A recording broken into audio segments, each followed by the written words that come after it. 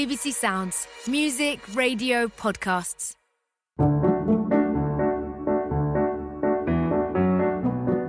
Hello and welcome to Homeschool History. I'm Greg Jenner and I've spent my whole career making history fun on the TV show Horrible Histories, and more recently on the BBC podcast You're Dead to Me, although that one's mostly for the grown-ups. With everyone being cooped up in the house, I thought I'd do a brand new podcast that delivers a snappy history lesson to entertain and educate the whole family. Who says that homeschooling can't be a bit of fun? Today we are journeying back nearly 500 years to learn all about the extraordinary life of Mary Queen of Scots. And listen up, because at the end of the episode there'll be a quick quiz to see how much you can remember, but no pressure. Mary was born in 1542 in Linlithgow Palace in Scotland. Her dad, King James V of Scotland, took one look at her and keeled over dead. Okay, not exactly like that, but he'd been wounded in battle and he really wanted a baby boy, and Mary was a baby girl. So he died of his injuries / disappointment, whichever one you want to choose. And weirdly, that now meant that Mary was Queen of Scotland, even though she was only 6 days old.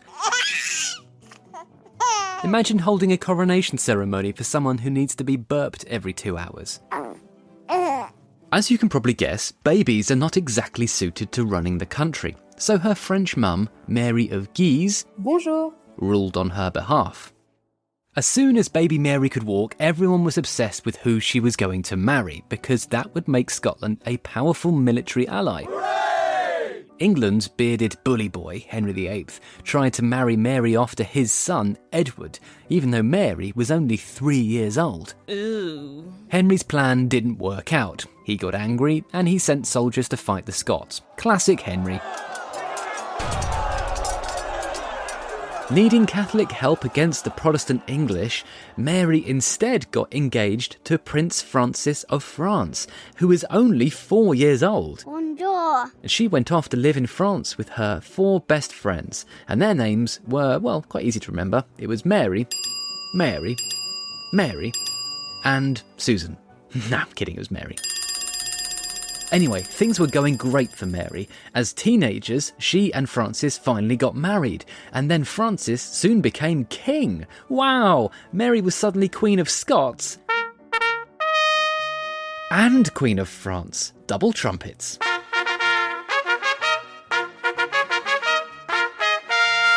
And then her husband, King Francis, immediately got a stupid ear infection and died.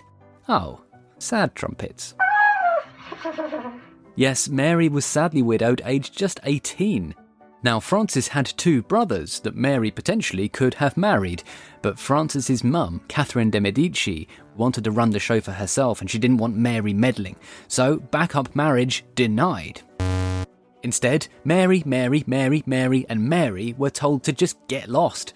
So they went home, back to Scotland, where Mary's mum, also called Mary of course, had been running the show with the help of several meddling advisors. At last, Mary Queen of Scots would be returning to her native nation. Surely the Scottish lords would be thrilled to have their beautiful young queen back. Well, no. Mary turned up with loads of fancy French stuff, like posh dresses and jewellery and tapestries, and she probably spoke French as her first language too. And the Scottish lords took one look at her, and they were immediately vraiment grandieux, which is French for proper grumpy. Because Mary had been away all her life in France, she didn't have any loyal advisors to help her in Scotland, and the Scottish lords immediately started thinking of ways to get rid of her. There was also a religious preacher named John Knox, who hated the idea of women running the world. Clearly not a Beyoncé fan. And then there was James Stewart, Mary's half-brother, who wanted to rule by using Mary as his puppet, but Mary believed that she had been appointed by God to rule on her own. As sibling squabbles go, it was slightly worse than fighting over the Xbox. Luckily, Mary did have one pal, her cousin, Queen Elizabeth I of England. Hello there, gorgeous. Even though Liz was a Protestant and England had been Scotland's enemy, they wrote nice letters to each other and bonded over their similarities. After all, they were both powerful women in a man's world, like Beyoncé. The two friends even made plans to meet up. But when you're two queens meeting up for the first time, you can't just go and have a casual hang in Nando's. So they started thinking about a big party with gold-painted roses and all the trimmings and loads of people there, and probably both of them on boats. Mary was dead keen on the meetup because if Elizabeth didn't have her own kids, then Mary could maybe inherit Elizabeth's throne when Elizabeth died. Why? Well, because Mary's grandmother had been Henry VIII's sister. Unfortunately, things got a bit orcs. Even with good friends, asking for their throne once they're done with it, it's quite a big ask. It's a crown, it's not like borrowing a pencil sharpener. Elizabeth cancelled the meeting, and Mary was gutted. Instead, Elizabeth offered Mary a weird gift, a new husband to replace her dead one. What a good friend, right? Unfortunately, the guy Elizabeth was trying to set Mary up with was called Robert Dudley. Hello. He was the Earl of Leicester, he was very handsome, but he used to be a commoner, and he'd been branded a traitor, and he might have been involved in the death of his first wife. And Dudley had been Elizabeth's on-off boyfriend. Mary was furious. Dudley was a commoner and she was a queen. He was way beneath her. But also, it was just a bit weird, the idea of marrying your cousin's ex-boyfriend. Instead, Mary's next husband was to be Lord Darnley. He was a real smooth talker. Hello. But not a nice guy. He wanted to marry Mary so he could be king. He even helped to murder Mary's personal secretary to try and scare her into doing what the Scottish lords wanted. What a bully! Darnley and Mary soon had a baby together whose name was James. Then something quite weird happened. Darnley's house exploded. Even weirder, he was found suffocated to death in a nearby orchard. Yikes! I'm no detective, but that death sounds quite suspicious to me. Many people thought someone called Lord Bothwell had helped with the murder. He was put on trial, but got away with it. Then things got way worse. Bothwell kidnapped Mary, forced her to marry him, and then tried to take the throne for himself. Poor Mary, her love life was an absolute nightmare, but things would get worse again. Her half-brother, James Stuart, remember him from before? Well, he teamed up with the other Scottish lords to raise an army against her and Bothwell. Mary lost the battle, was thrown in prison, and then she was taken as a captive to Lochleven Castle. However, she befriended a young boy who lived in the castle, and he stole the keys to her cell so she could sneak out in disguise while everyone else was having a huge party. She jumped on a horse and rode 60 miles to freedom.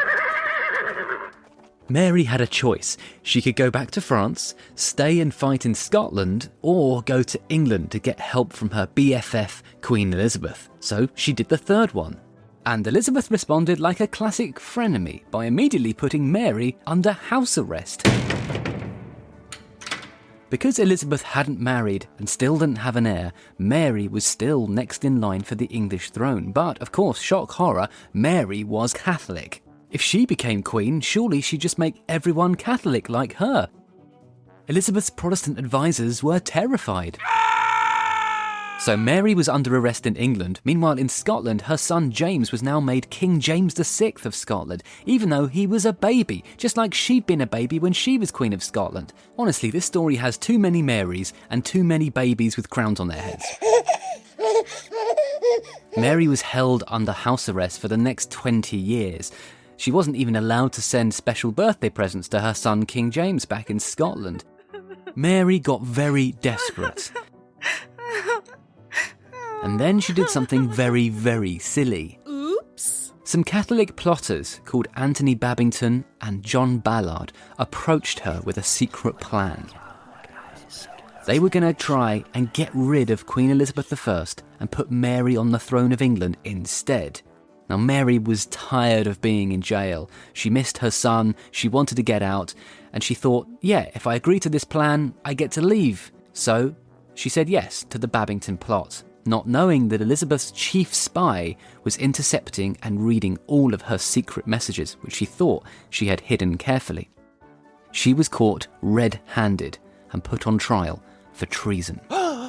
Mary was outraged because she believed that kings and queens were chosen by God and that trials were for normal people, not like her. Funnily enough, Queen Elizabeth also had similar concerns. If Liz put Mary on trial, would someone put Liz on trial one day? Elizabeth's mum, Anne Boleyn, and her ex-stepmother, Catherine Howard, had both been put on trial and executed by her dad, Henry VIII, so she knew a thing or two about executed queens. But Mary was different.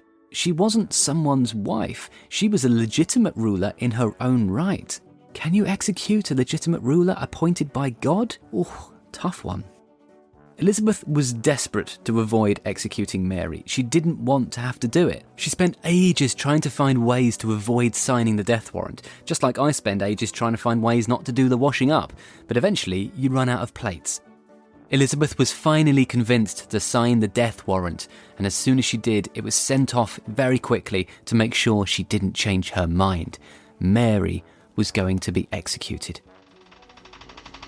Mary didn't get much sleep the night before her execution. She was very frightened, but she was also kept awake by the sound of the chopping block being built. And even though Mary's executioners wanted her to feel alone and afraid, she had a loyal companion with her at the very end. Her cute little dog hiding under her skirts. Good doggy. Mary Queen of Scots' life ended in 1587, and it had been a tragic life in many ways, particularly when compared to the long and glorious reign of her frenemy, Elizabeth I of England. But when Elizabeth died in 1603, she had no heir, and so the throne of England went to Mary Queen of Scots' son, King James VI of Scotland, who became King James I of England. And when he was in power, he moved his mum's body from Peterborough Cathedral to Westminster Abbey to be with the other kings and queens. And that brings us to the end of her story, which means it's time for the quickfire quiz.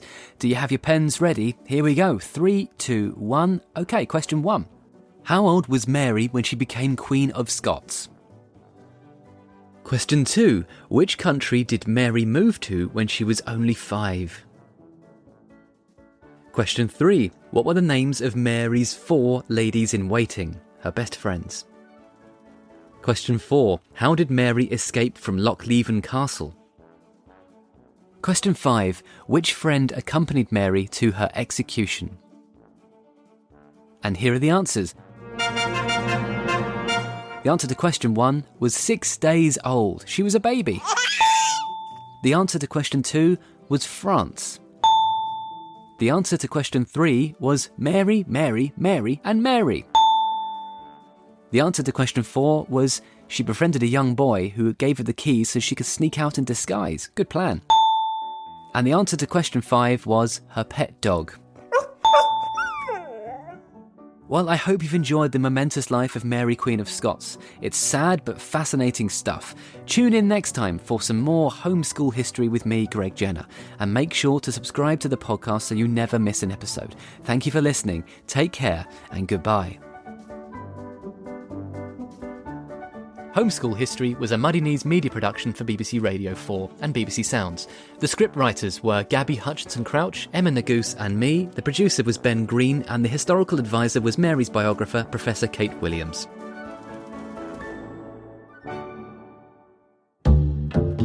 My name's Louis Theroux and I'm doing a new podcast for Radio 4.